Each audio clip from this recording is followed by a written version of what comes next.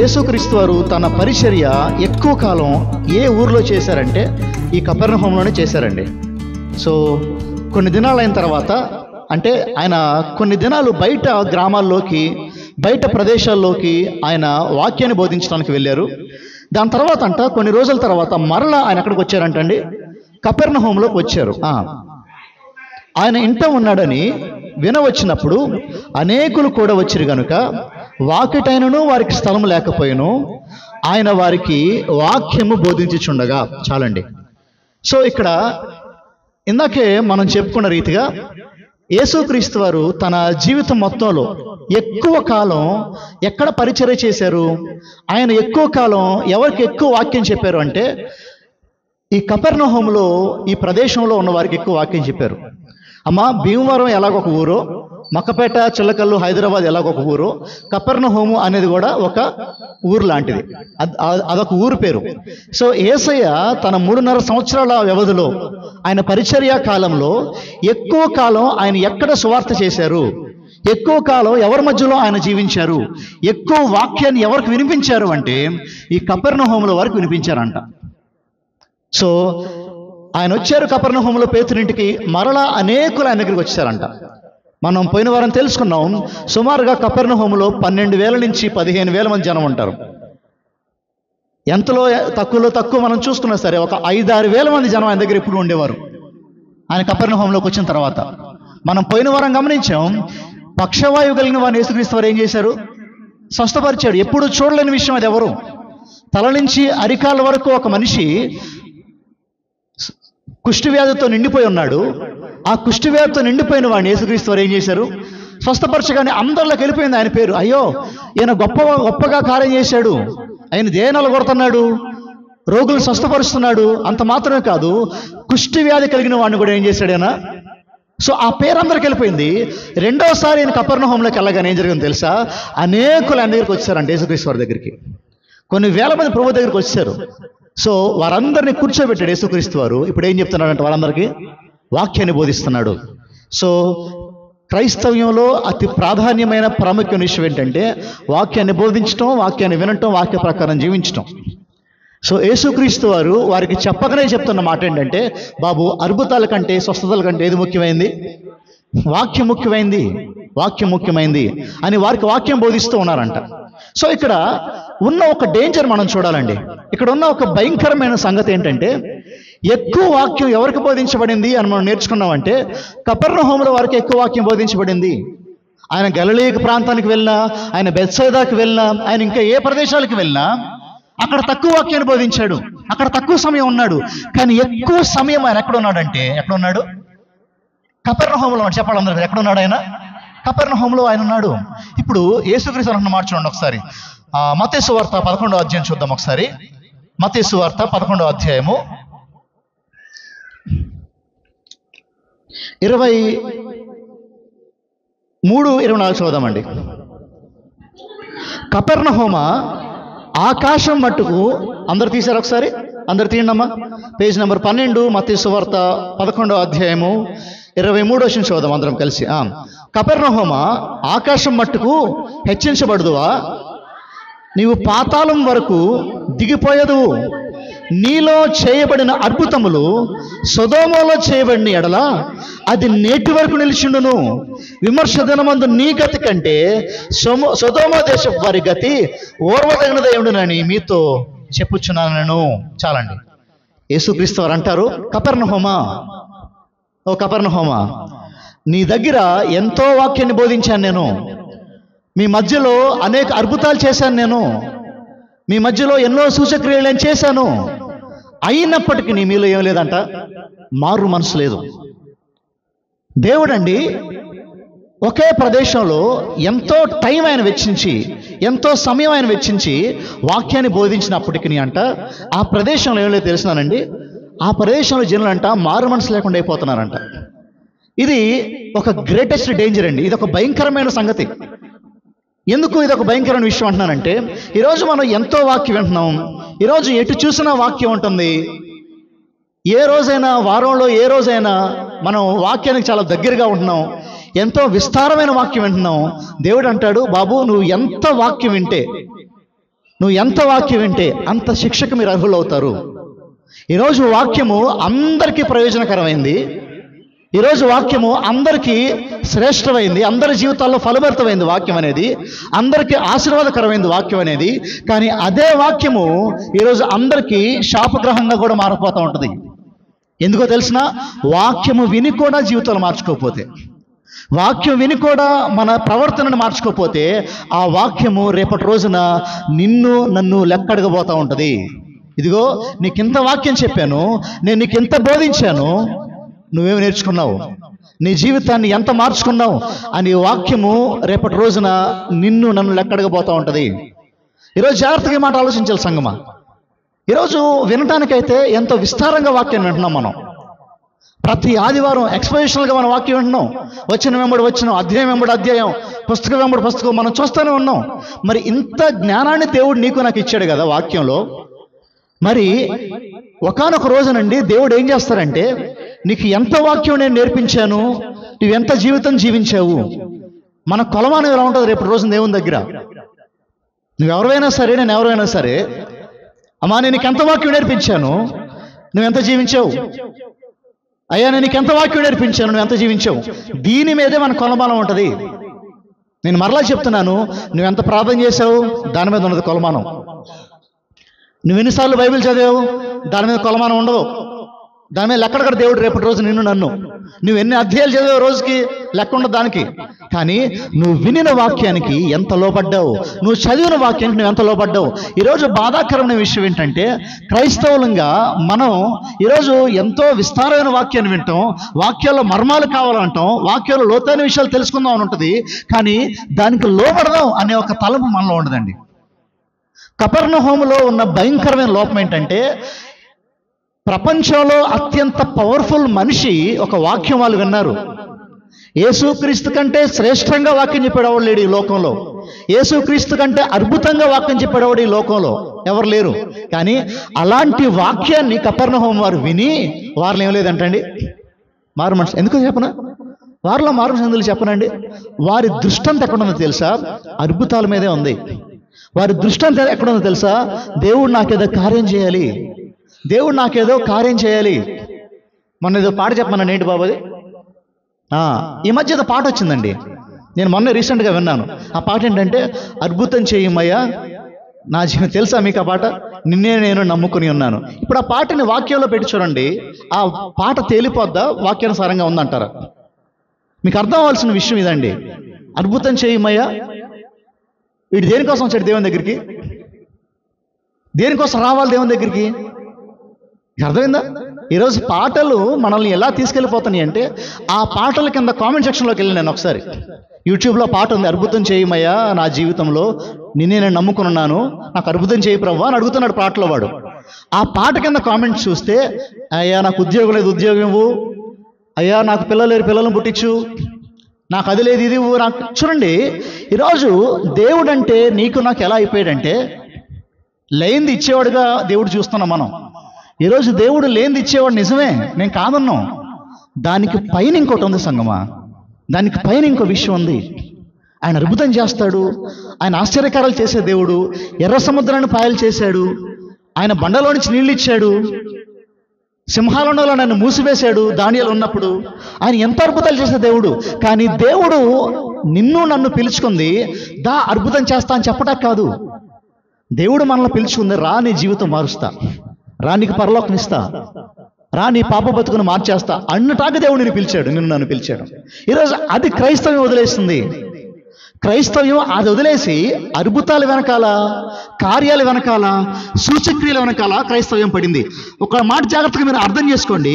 కపెర్నహూము కూడా వాక్యాన్ని వదిలేసి, వాక్యం యొక్క బోధన వదిలేసి, వాక్యంలో లోబడే విషయాన్ని వదిలేసి, కపెర్నహూము అందరూ కలిసి ఏమైపోయారో తెలుసా, మాకు అద్భుతం చేయి, మాకు అద్భుతం చేయి, మాకు అద్భుతం కావాలి, స్వస్థపరచు, మాకు డబ్బులు ఇవ్వు, మా పిల్లలకు పెళ్ళిళ్ళు చేయి, మాకు ఆస్తులు దయచేయి, మాకు ఉద్యోగాలు ఇవ్వు. సో యేసుక్రీస్తుని ఎలా చూశారంటే, ఒక జీనీలాగా, ఒక అద్భుతాలు చేసేవాళ్ళలాగా యేసుని చూశారు. ఇప్పుడు దేవుడు అన్నాడు, కపెర్నహూమా కపెర్నహూమా, నేను నీ మధ్యలో చెప్పిన వాక్యాన్ని, నేను నీ మధ్యలో చేసిన కార్యాల్ని సొదొమ గొమొరలో చేసుంటే. సొదొమ గొమొర తెలుసా పట్టణం మీకు? సొదొమ గొమొర్రా పట్టణంలో భయంకరమైన వ్యభిచారం ఉంది. సొదొమ గొమొర్రా పట్టణంలో హోమోసెక్షువాలిటీ ఉంది. పురుషుడు పురుషుడితో, స్త్రీ స్త్రీతో పోయే భయంకరమైన రోజులయ్యి, నరహత్యలు ఉన్నాయి, పగలు ఉన్నాయి, ప్రతీకారాలు ఉన్నాయి. అంతటి భయంకరమైన ప్రదేశాన్ని దేవుడు ఏం చేసి తెలుసానండి? కాల్చిపడేశాడు పాత నిబంధన గ్రంథంలో. ఇప్పుడు దేవుడు అంటున్నాడు, మీ మధ్యలో చెప్పిన వాక్యాన్ని ఆ భయంకరమైన పాపపూరులో చెప్పినా సరే వారు ఎప్పుడు బాగుపడదురు కదా. జాతకం వినండి ఈ మాటలు దయచేసి. ఈరోజు ప్రతి క్రైస్తవుడు, ప్రతి ఒక్క క్రైస్తవురాలు, మీరు నేను అర్థం చేసుకోవాల్సిన మాట ఏంటంటే, ఈరోజు గుడికి వెళ్ళానా లేదా ప్రాముఖ్యం కాదండి. క్రమం తప్పకుండా 365 రోజుల్లో 52 వారాలు నేను గుడికి వెళ్ళానా లేదా ప్రాముఖ్యం కాదు. ప్రతి బుధవారం గుడికి వెళ్ళాను లేదా ప్రాముఖ్యం కాదు. ప్రతి ఒక్క ఉపవాస ప్రార్థనకు వచ్చానా లేదా ప్రాముఖ్యం కాదండి. ఇది కాదు ప్రాముఖ్యం. ఈ ఆదివారం వాక్యం విన్నాను, ఈ వాక్యాన్ని నేను ఎలా చేయాలి, అది ప్రాముఖ్యం. ఒక 2 వారాల ముందు నేను చెప్పిన వాక్యం గుర్తుందా మీకు? 35వ అధ్యాయం నుంచి మొదటి అధ్యాయం 35 నుంచి చెప్పాను. దాంట్లో మనం తెలుసుకున్న విషయం ఏంటో తెలుసా? పర్సనల్ ప్రేయర్ గురించి తెలుసుకున్నాం. వ్యక్తిగత ప్రార్థన. వాక్యానికి లోబట్టం అంటే ఏంటంటే, ఆ రోజు వ్యక్తిగతంగా ప్రార్థన చేసుకుని దేవుడు చెప్పాడు పర్సనల్గా.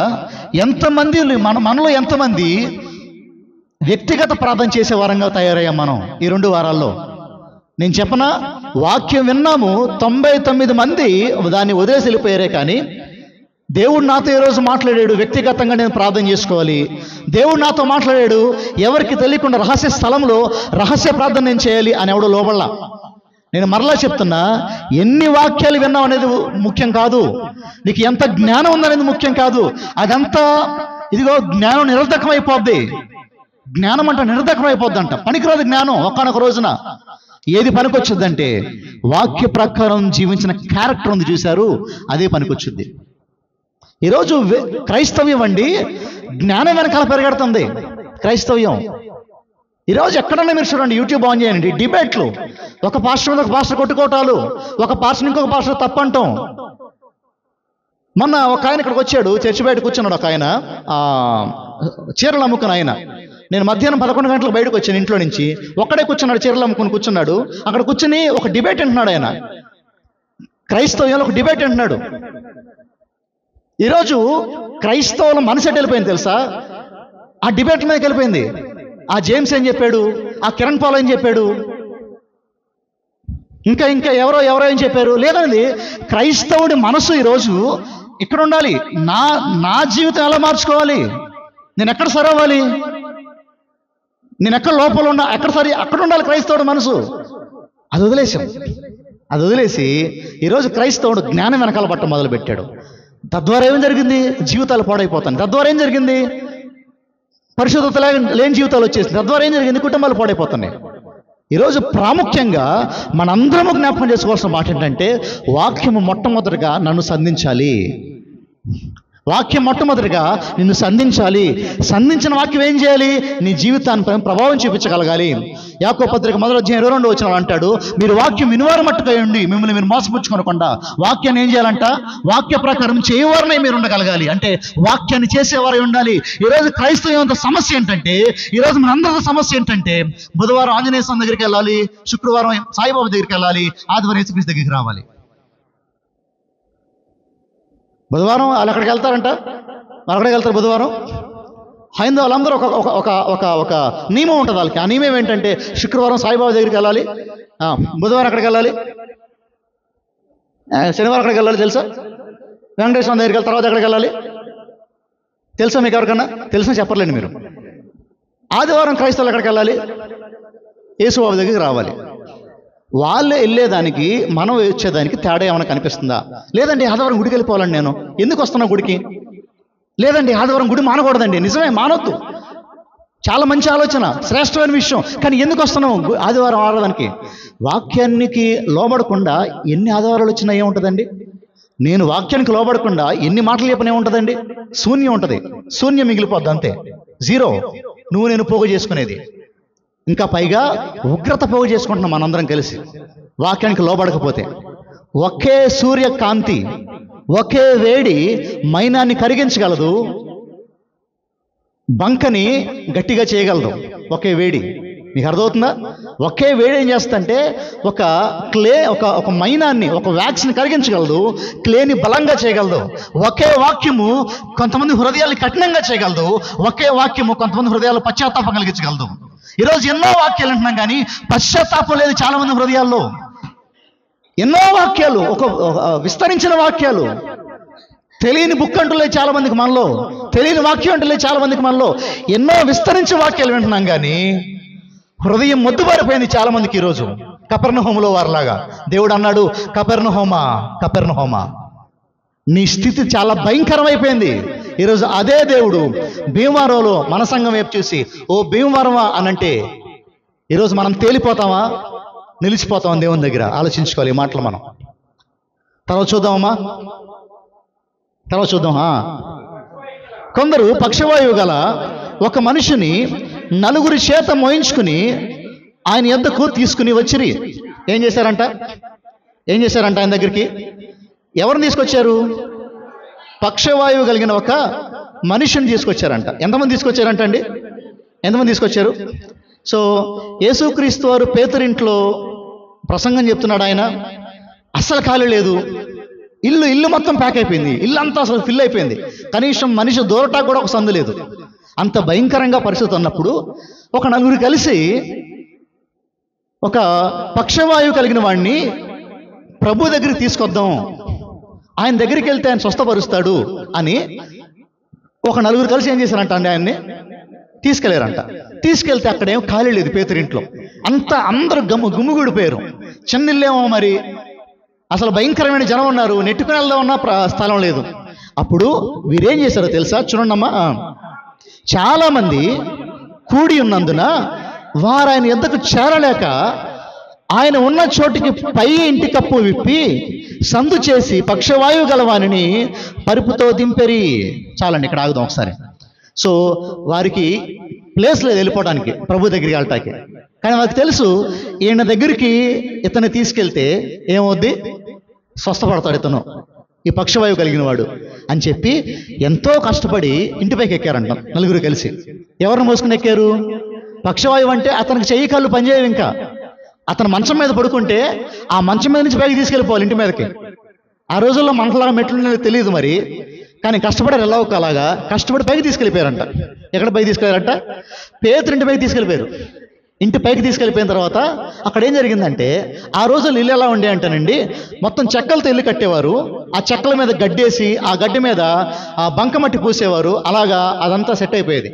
సో ఇప్పుడు ఏం చేశారంటే దాని మీద బంకమట్టిని తీసేసి ఒక సంధి చేశారంట, ఆ చెక్కలు తీసేసి. ఎంత సంధి ఏర్పాటు చేశారంటే ఒక మనిషి పట్టాను సంధి ఏర్పాటు చేశారంట. ఇప్పుడు ఆ చెక్కలు తీస్తుంటే ప్రభు మీద ఏం పడుద్ది? దుమ్ము పడుద్దా పడదా?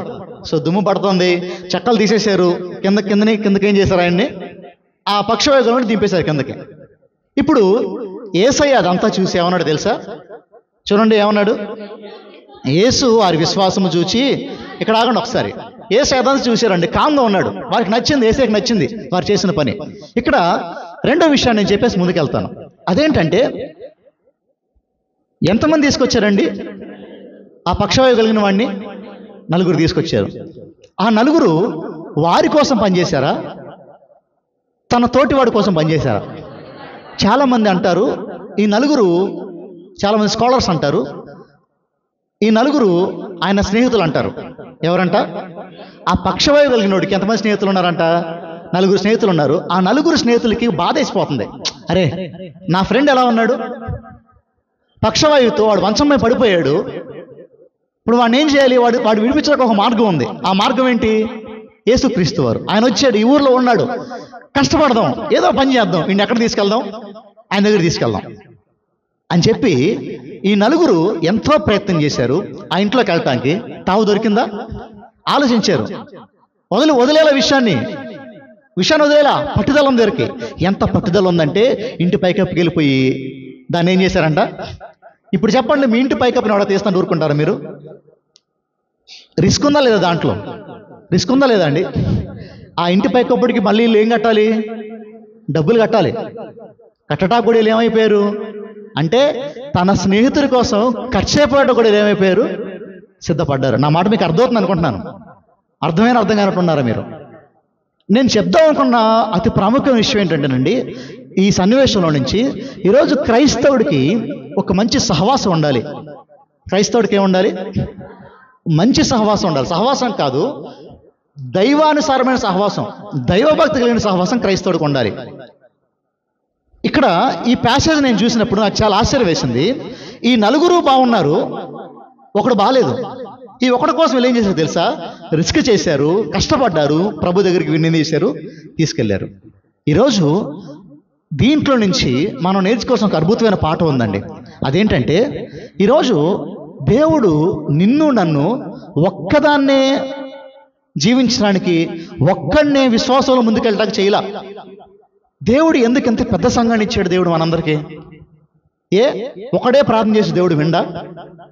నేను ఒక్కనే ఇంట్లోకి వచ్చి ప్రార్థన చేసుకుని దేవుడు విండా? అలా చేయాలా దేవుడు మనల్ని? అది కాదు సంఘం యొక్క ఉద్దేశం. సంఘం యొక్క ఉద్దేశం ఏంటంటే, ఒకరి కోసం ఒకరు ఉండాలి. సంఘం ఉద్దేశం ఏంటండి? అందరు చెప్పండి ఒకసారి, ఎవరి కోసం ఎవరు ఉండాలి? ఒకరి కోసం ఒకరు ఉండాలి. ఇది సంఘం యొక్క ఉద్దేశం. నేను చెప్పనా, నూతన నిబంధనలో ఒకరి కోసం ఒకరు అనే మాట సుమారుగా 58 సార్లు రాయబడిందండి. ఎన్నిసార్లు రాయబడింది? 58 సార్లు దేవుడు ఒకే మాట అన్నిసార్లు రాపిచ్చాడంటే అది అవసరమైంది, అవసరం లేదనే. ఇప్పుడు జాగ్రత్తగా వినండి, క్రైస్తవుడికి సహవాసం ఎందుకు కావాలి? ఆ రోజు ఆ పక్షవాయువు కలిగినోడికి తనకున్న సహవాసాన్ని బట్టి వాడికి ఏం కలిగింది తెలుసా? ఆ పక్షవాయువు నుంచి దేవుడు ఏం చేశాడు? వాడిని స్వస్థపరిచాడు. మరి ఈరోజు మనకున్న సహవాసం మనల్ని ఏం చేయాలి? అసలు మనకు ఎలాంటి సహవాసం ఉంది? కొన్ని మాటలు చెప్పేసి నేను ముందుకు వెళ్తాను సంగమా. ఈరోజు మనకు ఎలాంటి సహవాసం కావాలంటే, నేను బలహీనంగా ఉన్నప్పుడు నా కోసం ప్రార్థన చేసే సహవాసం నాకు కావాలి. నేను పాపంలో పడిపోతున్నప్పుడు నన్ను గద్దించే సహవాసం కావాలి. నేను పాపంలో జారిపోతున్నప్పుడు నన్ను సరిచేసే సహవాసం కావాలి.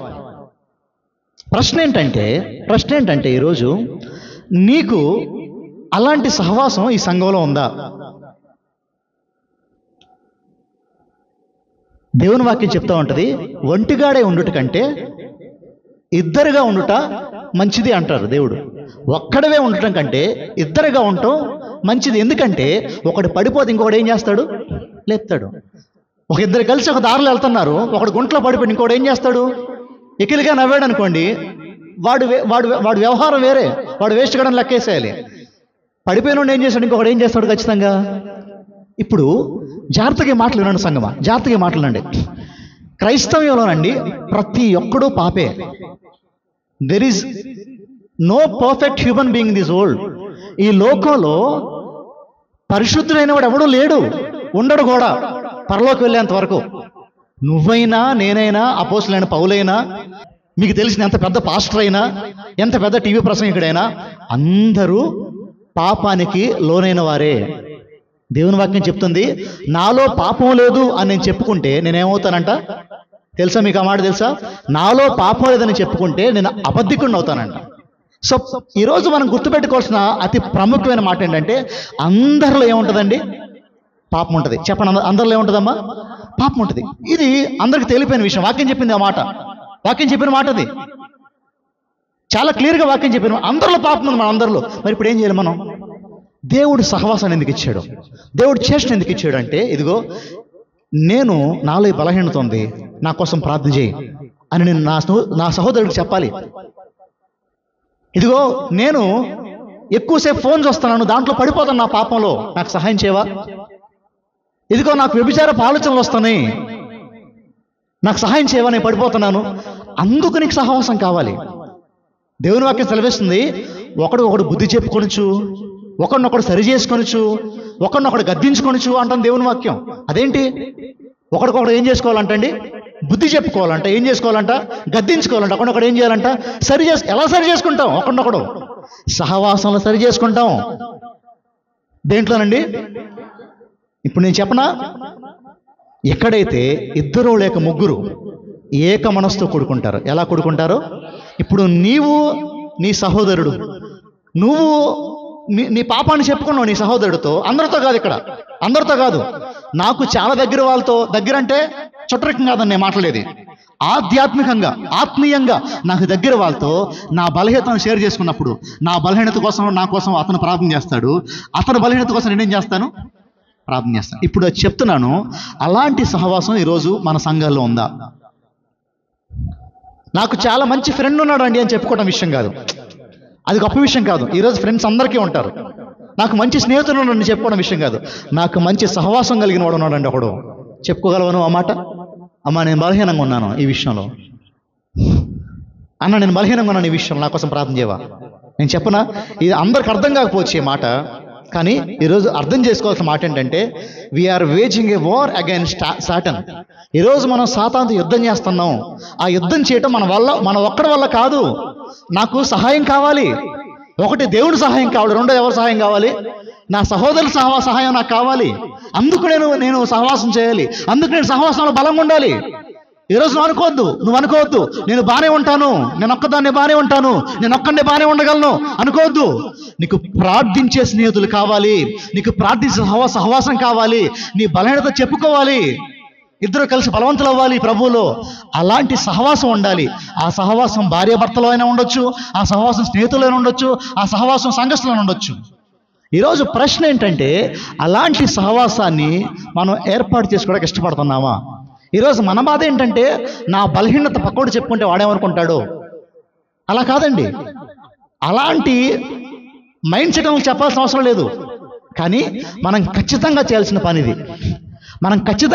పని ఇది. ఏంటో తెలిసిన, నా బలహీనతల్ని నా పక్కోడు చెప్పుకుని, ఆడి బలహీనతల్ని నేను విని, ఒకరికోసం ఒకరు ఏం చేసుకోవాలి, ప్రార్థన చేసుకోవాలి. చూడండి, ఈ సహవాసం ఏం చేసిందంటే ఆ పక్షవాయువు కలిగిన వాడిని స్వస్థపరిచేలా చేసి, చూడండి తర్వాత చూడండి, మాట చూడండి. యేసు వారి విశ్వాసము చూసి, కుమారుడా నీ పాపములు క్షమించబడి ఉన్నవని పక్షవాయువు గల వాడితో చెప్పెను. చాలండి, చాలు. సో యేసయ్య వెంటనే వాడిని చూశారంట, వాడిని ఏం చేశాడంట, నీ పాపాలు క్షమించబడ్డాయి బాబా అని చెప్పి వాడిని స్వస్థపరిచాడు యేసుక్రీస్తు వారు. సో రెండో విషయం నేను చెప్పాలనుకున్న విషయం ఏంటంటే, మంచి సహవాసం ఏం చేస్తుందంటేనండి, నీ పాపాల నుంచి నిన్ను దూరంగా చేస్తుంది. మొట్టమొదటిది, నీ సహవాసం దేవునితో సరిగ్గా ఉండాలి. రెండవది, నీ సహవాసం నీ సంఘస్థులతో సరిగ్గా ఉండాలి. ఈ రెండు బాగుంటే నువ్వు పాపానికి దూరంగా ఉంటావు. ఈరోజు అనేకులు పాపంలో పడిపోవడానికి కారణం ఏంటంటే, మనకుంటుందండి నిజంగా మంచిగా ఉండాలి, పరిశుద్ధంగా బ్రతకాలి, ఈ వారం నుంచి బాగుండాలి అని మనకుంటుంది. కానీ ఆ ఉద్దేశం మంచిదే, కానీ దానికి సపోర్ట్గా ఏముండాలి? మనకి ఏముండాలంటే ప్రార్థన ఉండాలి, దాని తర్వాత ఏముండాలి? సహవాసం ఉండాలి. ఈరోజు ప్రార్థన లేకుండా, సహవాసం లేకుండా నేను పరిశుద్ధంగా ఉండగలనండి అని అనుకుంటే అది నీ భ్రమ, నా భ్రమ. అది మన అవివేకం అయిపోద్ది అంతే. బైబిల్లో క్రొత్త నిబంధనలు మీరు గమనించండి, ఎక్కడ ఎవరు వెళ్ళినా సరే సహవాసంతో వెళ్ళారు. పౌలు, శిల సహవాసం, పేతురు, జాన్ మార్క్ సహవాసం ఉంది. ఈరోజు ఎక్కడ బైబిల్లో మనం చూసినా వంటిగాడే ఉండటం లేదు. మనం బైబిల్లో గమనిస్తే ఒక్కడే విశ్వాసంలో బలపడినట్టు ఎక్కడా లేదు. బైబిల్లో విశ్వాసంలో ఒక్కడే బలపడినట్టు బైబిల్ ఎక్కడా లేదు. బైబిల్లో ఉన్న విషయం ఏంటంటే, సహవాసంలో బలపడ్డారు అందరూ కలిసి. ఈరోజు మనతో సమస్య ఏంటంటే, సహవాసానికి దూరంగా వెళ్ళిపోతున్నాం మనం సహవాసానికి దూరంగా. లేదు నేను ఒక్కదాన్ని కాదు. ఈరోజు మనం బలహీనలు మనం ఒప్పుకోవాలి. నేను మరలా చెప్తున్నాను, వీఆర్ అట్టర్లీ డేంజరస్ సిన్నర్స్. మనందరము భయంకరమైన పాపులము. ఇలాంటి భయంకరమైన పాపులైన నీకు నాకు పరిశుద్ధంగా ఉండాలంటే మొట్టమొదటి దేవునితో సహవాసం సరిగ్గా ఉండాలి. రెండవది ఎలా ఉండాలి? మన తోటి సంఘస్థుల సహవాసం సరిగ్గా ఉండాలి. తర్వాత చూద్దామమ్మా. ఇప్పుడు యేసయ్య ఏమన్నాడంట, నీ పాపములు. ఆ పక్షవాయువు ఎందుకు వచ్చాడండి యేసయ్య దగ్గరికి? ఆ పక్షవాయువు కలిగినోడు ప్రభు దగ్గర ఎందుకు వచ్చాడు? మరి యేసయ్య ఏమంటున్నాడు? నీకు అర్థమవుతుందా? అతనేమో, అయ్యా నాకు ఆరోగ్యం బాగాలేదు, పక్షవాయువు వచ్చేసింది, నాకు నా జీవితం మొత్తానికి, నా శరీరం మొత్తానికి పక్షవాయువు వచ్చేసింది, నా చేతులు కాళ్ళు ఆడట్లేదు, నాకు స్పర్శ తెలియట్లేదయ్యా, స్వస్థపరచవా అని అడిగాడు ఆయన ఫ్రెండ్స్తో కలిసి. ఇప్పుడు యేసయ్య ఏం చేశారంట?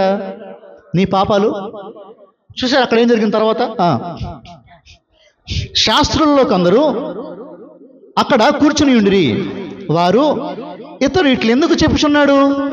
దేవుడు చూసిన చేయుచున్నాడు కదా, దేవుడు ఒక్కడే తప్ప పాపములు క్షమించగలిగిన వాడు ఎవడని తమ హృదయములో ఆలోచించుకుంటున్నారు. సో పాత నిబంధనలోనండి ఉన్న ఒక విషయం ఏంటంటే, ఒక మనిషికి రోగం ఎందుకు వచ్చింది, ఒక మనిషికి కుష్ఠవ్యాధి కానీ, ఒక మనిషికి పక్షవాయువు కానీ ఎందుకు వచ్చిందంటే, వాడు పాపం చేస్తే వచ్చుద్ది అని వారు నమ్ముతూ ఉండేవారు. అందుకని యోహాను సువార్త 9వ అధ్యాయంలో ఒక మనిషి అంటాడు యేసుక్రీస్తు దగ్గరికి వచ్చి, అయ్యా వీడు గుడ్డోడికి ఎందుకు పుట్టాడు, వీడు చేసిన పాపం వల్ల, వీళ్ళ అమ్మలు చేసిన పాపం వల్ల. అంటే వారికి ఉన్న ఆలోచన ఏంటంటే, ఒక మనిషికి వ్యాధి ఎందుకు వచ్చింది, ఒక మనిషికి కుష్టి వ్యాధి కానీ పక్షవాయువు కానీ ఎందుకు వచ్చింది అంటే, వాడు ఏదైనా పాపం చేస్తే వాడికి ఏమొస్తుందంట, వ్యాధి వస్తుంది. సో డిఫాల్ట్గా వాళ్ళందరిలో ఉన్న ఆలోచన ఏంటంటే, వీడు పాపం చేశాడు కాబట్టి వీడికి ఏమొచ్చింది, కుష్టి వ్యాధి వచ్చింది. వీడు పాపం చేశాడు కాబట్టి వీడికి ఏమొచ్చింది, పక్షవాయువు వచ్చింది. వీడు పాపం చేశాడు వీడేమయ్యాడు, గుడ్డోడిగా పుట్టాడు. సో ఇలాగ వారికి ఆలోచన ఉండేది పాత నిబంధన గ్రంథంలో. సో యేసుక్రీస్తు వారు వాళ్ళని దించిన తర్వాత మొట్టమొదటిగా చెప్పిన మాట ఏంటంటే, అయ్యా నిన్ను స్వస్థపరిచాను పో అనలా. ఏమన్నాడు, అసలు మనిషి యొక్క కోర్ సమస్య ఏంటి, అసలు మానవుడిలో ఉన్న అతి భయంకరమైన సమస్య ఏంటో తెలుసా, పాపం. ఈరోజు క్రైస్తవ్యం మాత్రమే మనకి ఇవ్వగలిగింది, ఏ మతం మనకి ఇవ్వలేంది, ఏ మనిషి మనకి ఇవ్వలేంది ఏంటో తెలుసా, పాప క్షమాపణ. పాప క్షమాపణ. ఈరోజు కుంభమేళా అని చెప్పండి, కొన్ని కోట్ల మంది ఎక్కడికో యూపీకి వెళ్ళిపోయి మునిగి వస్తున్నారు. ఈరోజు వరల్డ్ హెల్త్ ఆర్గనైజేషన్ చెప్పిన మాట ఏంటి తెలుసా, WHO చెప్పిన మాట ఏంటి తెలుసా, ఆ కుంభమేళాలో ఆ నీటిలో ఏమైపోయిందంటే మల విసర్జన ఎక్కువైపోయింది, మూత్ర విసర్జన ఎక్కువైపోయింది, అక్కడ బ్యాక్టీరియా ఎక్కువ ఉంది భయంకరంగా. మునిగేవాడికి పాపం పోవడం పక్కన పెట్టండి, ఏమవుతాయంట, జబ్బులు ఎక్కువ వచ్చే అవకాశం ఉంది, మునకొద్దురా బాబు అని చెప్పింది. మరి ఇప్పుడు చెప్పండి, మునిగితే పాపాలు పోతాయా, జుట్టు తీసుకుంటే పాపాలు పోతాయా, గుడి కట్టిస్తే పాపాలు పోతాయా? అలా పోతాయండి చెప్పండి, నేను పాపం చేసి హాయి గుడి కట్టిస్తాను వచ్చి, ఫస్ట్ నేనే ఉంటాయి ఊర్లో. జుట్టు తీస్తే పాపం పోదని చెప్పండి, రోజు జుట్టు తీపించుకోండి నేను వచ్చి ఇక్కడ. జుట్టు తీస్తే పాపం పోదు, గుడి కట్టిస్తే పాపం పోదు, డబ్బులు ఇస్తే పాపం పోదు, ఏం చేసినా పాపం పోదు మనిషిది. ఎందుకంటే ఇదిగో మనిషి దేవునికి వ్యతిరేకంగా పాపం చేసిన తర్వాత పాపానికి జీతం ఏంటండి, మరణమే. ఇంకా వాడికి ఆప్షన్ లేదు మనిషికి వేరే ఆప్షన్ లేదు పాపం చేసినోడికి. అందరూ పాపం చేసి దేవుడు అనుగ్రహించిన మహిమను ఒక్క మనిషి అన్న పాపం చేయకుండా ఉన్నాడా ఈ లోకంలో? లేదు. పుట్టిన దగ్గర నుంచి ప్రతి మనిషి, ఆ మదర్ తెరీసా అయినా, అతను టాటా అయినా, అతను ఎంత పెద్ద గొప్ప మనిషి అయినా సరే, ఎవడైనా సరే మనిషి జన్మలో పుట్టాడా, మనిషిగా పుట్టాడా, వాడు పాపంలోనే పుట్టాడు, పాపంలోనే జీవిస్తున్నాడు, పాపంలోనే మరణిస్తాడు. మరి ఇప్పుడు ఈ పాపంలో ఉన్నోడికి విమోచన ఏది? ఈ బైబిల్ చూపిస్తుంది, ఈ బైబిల్ ఇస్తుంది. యేసు ప్రభు దగ్గర మాత్రమే ఈ లోకంలో మనిషికి క్షమాపణ దొరుకుద్ది, పాప క్షమాపణ. ఈరోజు గుండు గీసుకుంటేనో, కాలినడకన గుణదలు వెళ్తేనో, తిరుపతి వెళ్తేనో, ఎక్కడికి వెళ్తానో రాదు పాప క్షమాపణ మనిషికి పాప క్షమాపణ కేవలము యేసు క్రీస్తు నామంలోనే పాప క్షమాపణ ఉంది. ఈరోజు నరకానికి మనుషులు ఎందుకు వెళ్తున్నారంటే పాపం చేసినందుకు కాదు, చేసిన పాపాన్ని క్షమించబడ లేని వారు ఈరోజు నరకానికి వెళ్తున్నారు. ఈరోజు నేను చెప్తున్నాను సంగమా, క్రైస్తవ్యంలో ఈరోజు మనం పట్టించుకునే విషయం ఏంటి తెలుసా? అయ్యా నా పాపాలను క్షమించు అనే మాట ప్రభు దగ్గర మాట్లాడము మనం ఎప్పుడు. ఈరోజు నీ ప్రార్థనలో, నీ ఎవ్రీ సింగిల్ డే ప్రేయర్లో నువ్వు చేయవలసిన పని ఏంటి తెలుసా? నీ పాపాలని ప్రభు దగ్గర ఒప్పుకోవాలి. ఏం చేయాలి? నీ పాపాలను ప్రభు దగ్గర ఒప్పుకోవాలి. నా మాట అర్థం అవ్వాలి మీకు సరిగ్గా. ఈరోజు మనం ఏం చేస్తామంటే మన పాపాలను పట్టించుకోం. మన పాపాలను పట్టించుకోకుండా ప్రార్థన చేస్తే దేవుడు వింటాడా ప్రార్థన? ఏమ్మా, మీరు పాపం చేశారు బయటికి వెళ్ళిపోయి ఈ వారం అంత ఇష్టానుసారంగా, ఆదివారం వచ్చి ఆరాధన చేశారు, ప్రార్థన చేశారు, వాక్యం విన్నారు, దేవుడు మీ ప్రార్థన వింటాడనుకుంటున్నారా? అది శూన్యం అయిపోతుంది. మీరు వ్యభిచారం చేశారు, దొంగ మాటలు చెప్పారు, దొంగతనం చేశారు, ఇష్టానుసారంగా చూశారు, చేశారు, తిరిగారు, ఆదివారం గుడికి వచ్చారు, దేవుడు ప్రార్థన వింటాడా? మోసపోకుడి, దేవుడు విక్రించబడ్డా. మోసం చేసుకోవద్దు మిమ్మల్ని మీరు. ఈరోజు పాప క్షమాపణ మనిషికి అవసరం, అత్యవసరం. అది కావాలి మనిషికి. అది లేకుండా ప్రభు దగ్గరికి మనం చేరుకోలేమనే మాట మనకు అర్థం కావాల్సి ఉంది. ఈరోజు ఆ రోజు పాత నిబంధన సమయంలో జబ్బు ఎందుకు వస్తుందంటే పాపం చేసి జబ్బు వస్తుంది. మరి ఇప్పుడు ఇతనికి జబ్బు ఎందుకు వచ్చింది? ఈ పక్షవాయువు కలిగినోడికి వీడు పాపం చేశాడు కాబట్టి వీడికి నయం ఎక్కడి నుంచి రావాలి తెలుసా? నయం జబ్బు నయం చేస్తే కాదు వీడికి నయం అయ్యేది. జబ్బు కంటే లోతైన ఇంకొక విషయం వాడిలో ఉంది. అదేంటంటే పాపం వాళ్ళలో ఉంది. ఈరోజండి నేను మరలా చెప్తున్నాను, పాపాన్ని ఏ బాబా క్షమించలేడు, పాపాన్ని ఏ విగ్రహం క్షమించలేదు, పాపాన్ని ఏ గంగా ఏ నీరు క్షమించలేదు, పాపాన్ని ఎవడో క్షమించలేడు. పాపాన్ని యేసుక్రీస్తు మాత్రమే ఎందుకు క్షమించగలడంటే ఆయన మానవుడిగా వచ్చాడు, పాపం లేకుండా పుట్టాడు, పాపం లేకుండా బ్రతికాడు. ఆయన చనిపోయేటప్పుడు నా పాపాలు, ఈ లోక పాపాలు మొత్తం ఆయన మీద వేసుకుని ఆయన చనిపోయి ఆయన తిరిగి లేచి ఆయన నీతిని ఆయన పరిశుద్ధతని నీకు ఇచ్చాడు. నీ పాపాన్ని నా పాపాన్ని కలువరిలో ఆయన తీసివేశాడు. ఈరోజు యేసయ్యను నమ్ముకుంటే మాత్రమే ఈరోజు మానవ కోటికి విడుదల, పాపక్షమాపణ. ఆ రోజు స్వస్థపరిచారండి యేసుక్రీస్తు వారు అతన్ని. నీ పాపాలు క్షమించబడి అని చెప్పాడంట. వెంటనే అక్కడ ఏమన్నారంటే చాలామంది శాస్త్రులు ఏమన్నారంట, ఎతనేంటి పాపాలు క్షమించానంటాడు? పాపాలు క్షమించే దేవుడు ఎక్కడ? కేవలము దేవుడు మాత్రమే కదా, ఎతనేంటి పాపాలు క్షమించానంటాడు అనేసి అని అన్నారంట. ఇప్పుడు జాగ్రత్తగా నా మాటలు వినండి.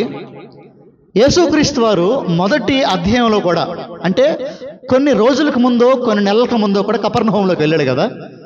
కపెర్నహూములోకి వెళ్ళినప్పుడు అంతకుముందు కూడా ఆయన దగ్గరికి చాలామంది పక్షవాయువులు వచ్చారు, కుష్ఠవ్యాధులు వచ్చారు, ఇంకా దయ్యాలు పట్టిన వాళ్ళు వచ్చారు, చాలా వచ్చారు కదా. వారందరితో యేసయ్య ఎందుకు నీ పాపాలు క్షమించబడ్డాయి అని చెప్పలా, కేవలం వీడితో ఎందుకు నీ పాపాలు క్షమించబడ్డాయి అని చెప్పాడు యేసుక్రీస్తు వారు?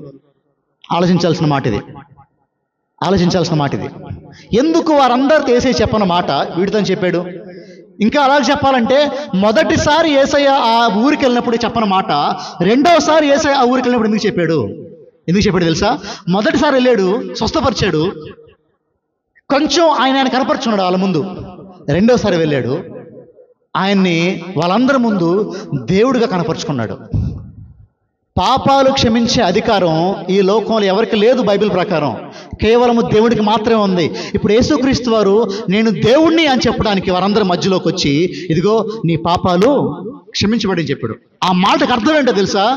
దేవుడు మాత్రమే పాపం క్షమించగలడు. ఇప్పుడు యేసయ్య దేవుడు కాబట్టి యేసయ్య ఏం చేశాడు? పాపాలని, అది వారికి అర్థం కాలేదు. ఆ రోజు చెప్పకనే యేసయ్య చెప్పాడు ఆ మాట, బాబు నేను దేవుణ్ణి కాబట్టి నీ పాపాలు నేను క్షమించాను. కానీ వారు వినలా, వారు అర్థం చేసుకోవాలా, నువ్వు దేవుడు కావు, ఏదో ప్రవక్త అంతే, ప్రవక్త కూడా కాదు, ఏదో కొంచెం ఏదో అద్భుతాలు చేసేవాడు అంతే అన్నట్టు యేసయ్యను చూశారు వాళ్ళందరూ కలిసి ఆ రోజు. ఇప్పుడు చూడండి యేసుక్రీస్తు వారు ఏమన్నారు? ఏమి చూడండమ్మా, వారు తమలో తాము ఇలాగున ఆలోచించుకొనుట యేసు వెంటనే తన ఆత్మలో తెలుసుకొని, మీరు ఇలాంటి సంగతులు మీ హృదయంలో ఎందుకు ఆలోచించుకొనిచున్నారు? ఈ పక్షవాయువు కలిగిన వాడితో నీ పాపములు క్షమింపబడి ఉన్నాయని చెప్పడం సులభమా? నీవు లేచి నీ పరిపెత్తుకొని నడుమని చెప్పడం సులభమా? ఏది సులభం రెండిట్లో? ఏది ఈజీ అండి? నీ పాపాలు క్షమించబడి అని చెప్పడం ఈజీయా? ఆ మంచం మీద ఉన్నోడిని నువ్వు లేచి నడు అని చెప్పడం ఈజీయా? నువ్వు లేచి నడు అని చెప్పడం చాలా కష్టమైంది. నీ పాపాలు క్షమించబడ్డాయి అని చెప్పడం చాలా ఈజీ అయింది. ఎందుకో తెలుసా? పాపాలు క్షమించబడలేదు ఎవరికి తెలియదు, దేవుడికి తప్ప. కానీ ఆయన కనుక లేచి నడు అని తర్వాత నడవలేదనుకో ఆయన, అప్పుడు ఏంటిది? అదంతా చాలా పెద్ద డేంజర్ అయిపోతాయి. ఇప్పుడు రెండిట్లో ఏది ఈజీ? ఇప్పుడు దేవుడు అన్నాడు నీ పాపాలు క్షమించబడ్డాయి, దానికి రుజువు ఏంటంటే నీకేమొచ్చింది? స్వస్థ వచ్చింది. ఇప్పుడు వాడు వెంటనే ఏం చేసి చూడండి అక్కడ, అయితే పాపములు క్షమించటకు భూమి మీద మనిషి కుమారుడికి అధికారం కలదని మీరు తెలుసుకొనవలెనని వారితో చెప్పాను. పక్షవాయువు గల వాడిని చూచి నీవు లేచి నీ పరిపెత్తుకొని ఇంటికి పొమ్మని వాడితో చెప్పాను నేను. తక్షణమే వాడు లేచి పరిగెత్తుకొని వారందరి ఎదుట నడిచిపోయాను గనుక. చూసారా, జనులందరూ విభ్రాంతి ఉందారంట. సో పాపాలను క్షమించే అధికారం ఈ లోకంలో ఎవరికి ఉంది? కేవలము యేసుక్రీస్తు వారికి మాత్రమే ఉంది. వెంటనే అంట తక్షణమే తడువు చేయకుండా యేసయ్య చెప్పాడు, మరుక్షణమే వాడు లేచి పరిగెత్తుకుంటాడు, పారిపోయాడు అక్కడి నుంచి, పరిగెత్తుకుంటూ వెళ్ళిపోయాడు వాళ్ళ ఇంటికి. చూడండి చూడండి చూడండి 3 విషయాలు నేర్చుకున్నాం మనం. మొట్టమొదటిది, వాక్యం విని వదిలేస్తే దానివల్ల మనకి శాపమే కానీ ప్రయోజనం లేదు. రెండవది, మంచి సహవాసం ఒక పక్షవాయువుని ఏం చేసింది తెలుసా? ప్రభు దగ్గరికి తీసుకొచ్చింది. అంత మాత్రమే కాదు, వాడి జీవితానికి పాపం నుంచి విడుదల ఇచ్చింది. ఈరోజు కంక్లూజన్లో మనం నేర్చుకోవాల్సిన పాఠాలు ఇవే. ఈరోజు ఎంత వాక్యం వింటున్నాం అనేది ముఖ్యం కాదు, ఎంత ఆచరణలో ఉందనేది ముఖ్యం. రెండోది, ఎలాంటి సహవాసంలోనే ఉన్నాం అనేది చాలా ముఖ్యం. ఆ సహవాసం నిన్ను ప్రభు దగ్గర తీసుకొస్తుందా, ప్రభువుకు దూరంగా చేస్తుందా? ఆ సహవాసం లోకంలో కలిపేస్తుందా, లోకానికి దూరంగా ఉంచి ప్రభు దగ్గర తీసుకొస్తుందా? ఎలాంటి సహవాసంలో మనం ఉన్నాం? ఈరోజు ఆఖరి జ్ఞాపకం చేసుకుందాం, పాపాన్ని క్షమించేవాడు యేసయ్య మాత్రమే, ఆయన మాత్రమే, ఆయన మాత్రమే. ఈరోజు అనుదినము నీ పాపములను ప్రభు దగ్గర ఒప్పుకుంటూ పరిశుద్ధతలో ఎదిగే అవకాశాన్ని ప్రభు నీకు నాకు దయచేసి నడిపించును గాక.